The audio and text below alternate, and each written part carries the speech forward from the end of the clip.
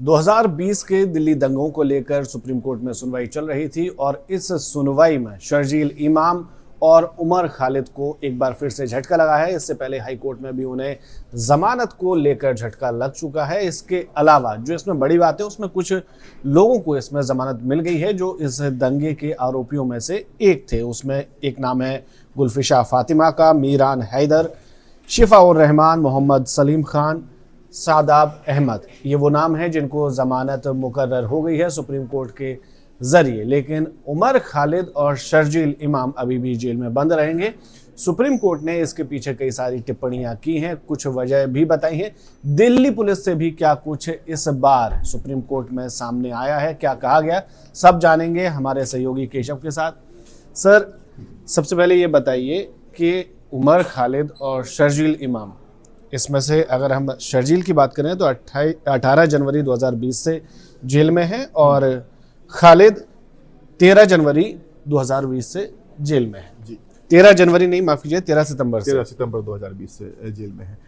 सिद्धार्थ, हमें तो पहले ये समझना जरूरी है कि न्याय का मानदंड क्या होता है जी, इंसाफ की तराजू क्या होती है। अब कई लोगों का ये सवाल हो सकता है यहाँ पर कि जो अन्य 5 लोग हैं उनको किस ग्राउंड पे जमानत मिल गई है, जबकि इसी केस में शर्जील इमाम और उमर खालिद को जमानत क्यों नहीं मिली है। जी, और कोर्ट ने आज जो सुप्रीम कोर्ट में सुनवाई हो रही थी और अरविंद कुमार एनवी अंजारिया की बेंच ने जो उनकी बेल को खारिज करते हुए जो स्टेटमेंट दिया है, जो प्रोनाउंस किया है, उसको समझना जरूरी है। जी, क्योंकि अपराध एक जैसा दिख रहा है, लेकिन अपराध की डिग्री किसकी कितनी है, इस पर भी बेल का फैसला या वर्डिक्ट निर्भर करता है। देखिए, सुप्रीम कोर्ट, मैं बार एंड बेंच को कोट कर रहा हूं, सुप्रीम कोर्ट की बेंच की तरफ से जिसमें अरविंद कुमार और एनवी अंजारिया थे, उन्होंने कहा कि Umar Khalid and Sharjeel Imam stand, quote unquote, stand on a qualitatively different footings as compared to other accused. मतलब सुप्रीम कोर्ट का मानना है इस मामले में, ये जो बेंच सुनवाई कर रही है उसका मानना है कि ये जो अन्य 5 अभियुक्त थे उनसे शर्जील इमाम और उमर खालिद का अपराध अलग है और बड़ा है। एकदम साफ कह रहे हैं कि they stand on a qualitatively different ground. देखने में लगता है कि एक ही अपराध है, लेकिन क्वालिटेटिवली ये डिफरेंट है। उन्होंने बहुत कुछ ऐसा किया है जो इन लोगों ने नहीं किया। इसमें यह भी कहा जा सकता है कि उनके खिलाफ जो अब तक सबूत मिले हैं वो इस बात को दर्शाते हैं कि अपराध इन्होंने ज्यादा किया। एकदम। और आगे सुप्रीम कोर्ट, फिर से मैं पढ़ता हूं जो आज उनका प्रोनाउंसिएशन है वो मैं पढ़ता हूं।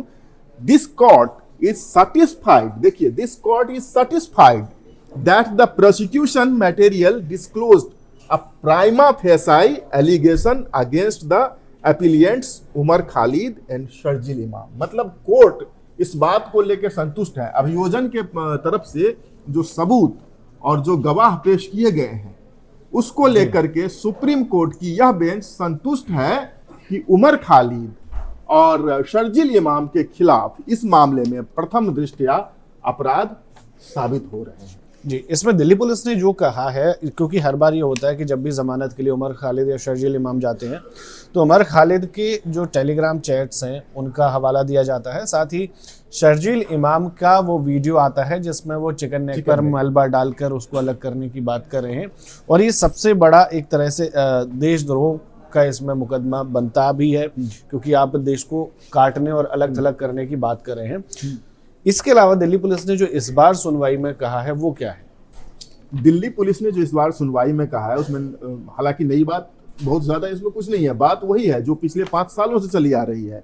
इस बार दिल्ली पुलिस ने कहा है कि शर्जील इमाम और उमर खालिद, इनकी योजना थी कि देश भर में सीएए के नाम पर दंगे फैला करके कम्युनल हार्मोनी का खराब किया जाए और जो निर्दोष लोग हैं उनकी हत्याएं की जाए। जी, इसमें करीब 54 लोगों की जानें भी गई है। सीए प्रोटेस्ट में 54 लोगों की जानें गई है, जिनका अप्रत्यक्ष रूप से अभियुक्त इन्हें बनाया गया है। जान माल का काफी नुकसान हुआ। तो जो दिल्ली पुलिस ने एविडेंस पेश किया है, जो डॉक्यूमेंट्री प्रूफ दिए हैं, जो टेक्निकल प्रूफ दिए हैं, तो सुप्रीम कोर्ट ने उस पर आज संज्ञान लिया है और इनके बेल को रद्द कर दिया। और दिल्ली पुलिस का कहना, साफ मैं फिर से दोहरा दूं, दिल्ली पुलिस कह रही है कि इनका उद्देश्य था देश में बड़े पैमाने पे दंगा फैलाना, इसमें देश में जो कम्युनल हार्मनी है उसको खराब कर। इसमें एक और बात जो दिल्ली पुलिस ने कही है वो ये है कि जो प्रोटेक्टेड विटनेस है इस केस के, उनकी जब तक बयान पूरे ना हो जाए तब तक इन दोनों को खासकर जमानत न दी जाए, क्योंकि ये बाहर आकर उसको प्रभावित कर सकते हैं। उसमें सुप्रीम कोर्ट ने जो कहा है वो दो बातें कही है। इन पे कौन सी धारा लगी है? यूएपीए एक्ट लगी है, अनलॉफुल एक्टिविटी प्रिवेंशन एक्ट। ये यूएपीए एक्ट क्या होता है? लोगों को ये भी गलतफहमी होती है कि यूएपीए में बेल नहीं मिलता है, फिर इन पांचों को कैसे बेल मिल गया उमर खालिद की। सुप्रीम कोर्ट ने आज उसकी भी व्याख्या की है कि यूएपीए इंटीग्रली, संपूर्ण रूप से न तो बेल के अधिकार को खारिज करता है और न ही बेल की मतलब एक प्रीरिक्विजिट है।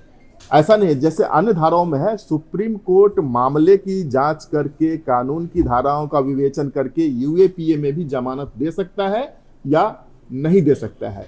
लेकिन उमर खालिद और शर्जील इमाम के बारे में सुप्रीम कोर्ट की इस बेंच का मानना है, आप सही कह रहे हैं, कि या तो जो प्रोटेक्टेड विटनेस हैं उनका एग्जामिनेशन पूरी हो जाए, नहीं तो 1 साल बाद अगर ये एग्जामिनेशन पूरा नहीं भी होता है जो प्रोटेक्टेड विटनेस है इस मामले में, तो फिर से वो जमानत की अर्जी सुप्रीम कोर्ट में दायर कर सकते हैं। लेकिन अभी का जो फैसला आया है सुप्रीम कोर्ट का, उसके हिसाब से शर्जील और उमर खालिद को कम से कम 1 साल और जेल में बिताने पड़ेंगे। 1 साल से पहले कोई बेल की संभावना नहीं दिख रही है। मैं इसलिए कह रहा हूं कि अपने देश की जो न्याय प्रणाली है उसको अगर देखें तो ऐसा नहीं लगता है कि अगले 1 साल के अंदर ही जो विटनेस बचे हुए हैं उनका एग्जामिनेशन पूरा हो जाएगा। ये 2-4 तारीखें होंगी, 1 साल निकल जाएगा। ये यहाँ पर प्रोटेक्टेड विटनेस जो टर्म है उसको भी थोड़ा सा क्लियर कर देते हैं। ये वो गवाह हैं जो इस केस में एक तरह से मुख्य गवाह माने जा रहे हैं और उनका बयान इस केस में बहुत ज़रूरी है। हालांकि उनके बयान अभी तक पूरी तरह से दर्ज नहीं हो पाए। जो सारे विटनेस हैं उनकी संख्या बहुत ज़्यादा है, इसीलिए इसमें थोड़ी सी देरी हो रही है। इसमें एक सर इंटरनेशनल पक्ष भी बन रहा है। जब से ज़ोहरान ममदानी न्यूयॉर्क के मेयर बने, उन्होंने भी उमर खालिद की, शर्जील इमाम को लेकर उनका कोई बयान नहीं आया, लेकिन उमर खालिद को लेकर उनका बयान आया है। उन्होंने सिंपैथी जताई है और इस बात पर इनडायरेक्टली जोर दिया है कि उमर खालिद को बाहर आना चाहिए। 2 दिन पहले ये समाचार पत्रों की सुर्खियां बनी जरूर थी, लेकिन उससे क्या हो जाता है, कोई दीगर व्यक्ति न्यूयॉर्क का भले मेयर ही हो, वहां बैठ करके क्या कमेंट कर रहा है, उससे भारत की जो न्याय व्यवस्था है वो थोड़ी प्रभावित होगी। सुप्रीम कोर्ट में जो एक्यूजेशन साइड है उन्होंने डॉक्यूमेंट्री एविडेंस दिए हैं और जो डिफेंस के लॉयर होंगे उनकी दलीलें होंगी, उस पर फैसला आएगा। ना कि ज़ोहरान ममदानी का ट्रम्प भी कुछ बोले उससे क्या फर्क पड़ जाता है? ममदानी का अपना तो ट्रम्प मान नहीं रहे हैं। लेकिन एक माहौल तो बन जाता है ना सर, जो उमर खालिद के समर्थक हैं उनमें इस बात को लेकर अरे ममदानी ने मतलब सपोर्ट कर दिया। किसी का समर्थक होना कोई बुरी बात नहीं है। उमर खालिद एक युवक है, वो किसी मामले में, किसी केस में, मुकदमे में वो भी सजा याफ्ता तो नहीं कहेंगे, लेकिन चार्जशीटेड है। अब कोर्ट देखेगी, अब किसी की उससे सहानुभूति है तो उसको रोका नहीं जा सकता है जी। और इसी तरह किसी को उससे नफरत, हालांकि नफरत नहीं होना चाहिए, कोर्ट को अपना काम करने देना चाहिए। ममदानी हो, हम हो या आप हो, इससे कोई फर्क नहीं पड़ता है। कोर्ट जो फैसला करती है वो गवाह और सबूतों के आधार पर करती है। जी, तो इस मामले में फिलहाल लबो-लुआब ये है कि उमर खालिद और शर्जील इमाम अंदर रहेंगे, जबकि जो 5 और अभियुक्त थे उनको जमानत मिल गई है। आपकी इस बारे में क्या राय है, हमें कमेंट में जरूर बताएं। Subscribe to One India and never miss an update. Download the One India app now.